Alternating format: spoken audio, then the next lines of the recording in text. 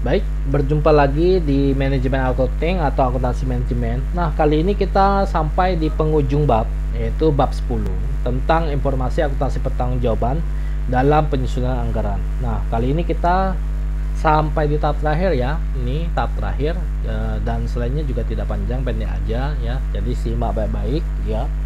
Karena ini merupakan penghujung bab dari pembahasan dari manajemen accounting. Pengertian dari anggaran. Anggaran adalah rencana kegiatan dari suatu organisasi yang dinyatakan dalam bentuk kuantitatif atau data berupa angka dan umumnya biasa disajikan dalam bentuk satuan moneter untuk jangka waktu pada tertentu di masa yang akan datang. Tanpa didasarkan pada rencana kegiatan jangka panjang yang disusun sebelumnya, anggaran sebenarnya tidak membawa perusahaan ke arah manapun. Ya.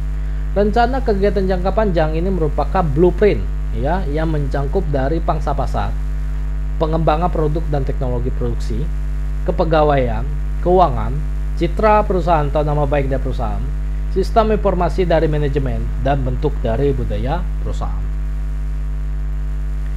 Anggaran mempunyai manfaat yaitu ada 3. Yang pertama sebagai fungsi perencanaan, kedua sebagai fungsi koordinasi, yang ketiga sebagai fungsi dari pengawasan. Karakteristik dari anggaran yang pertama itu adalah anggaran dinyatakan dalam bentuk satuan keuangan ya, jadi dalam bentuk rupiah, dolar, dan lain sebagainya. Anggaran umumnya mencakup jangka waktu 1 tahun atau 12 bulan atau 52 minggu. Anggaran berisikan dengan komitmen atau kesanggupan manajemen yang berarti bahwa manajer setuju akan menerima tanggung jawab untuk mencapai sasaran yang telah ditetapkan dalam anggaran. Berikutnya, usulan anggaran akan direview dan disetujui oleh pihak yang lebih berwenang lebih tinggi daripada penyusun anggaran. Sekali disetujui anggaran tersebut, maka anggaran hanya dapat dirubah di bawah kondisi tertentu. Ya. Secara berkala, kinerja keuangan sesungguhnya akan dibandingkan dengan anggaran dan dianalisis serta akan dijelaskan.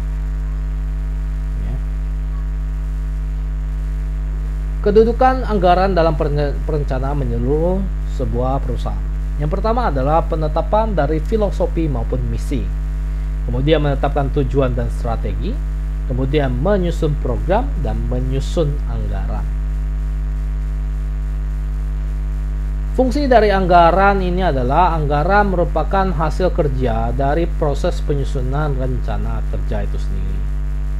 Anggaran merupakan hasil dari blueprint dari aktivitas yang akan dilaksanakan di perusahaan di masa yang akan datang.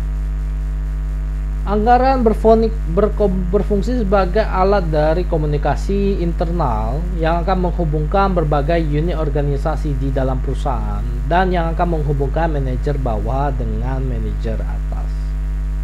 Kemudian anggaran berfungsi sebagai tolak ukur yang akan dipakai sebagai penghanding dari hasil operasi sesungguhnya.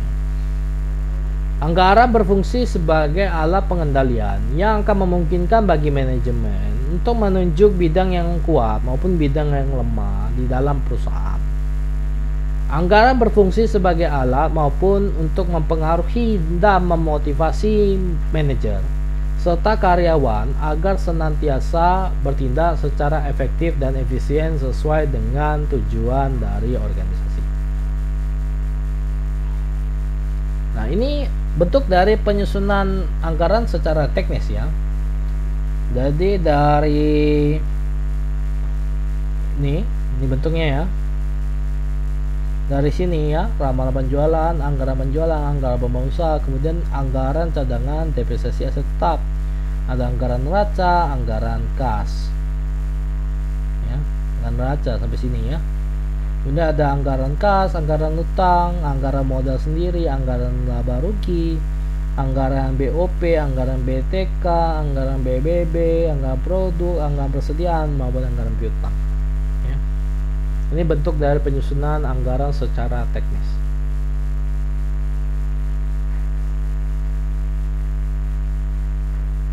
Oke, kita masuk ke slide terakhir ya.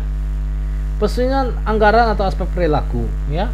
Penyusunan anggaran biasanya banyak didominasi dengan tugas-tugas teknis Oleh karena itu seringkali manajer menggunakan istilah keuangan maupun angka maupun estimasi.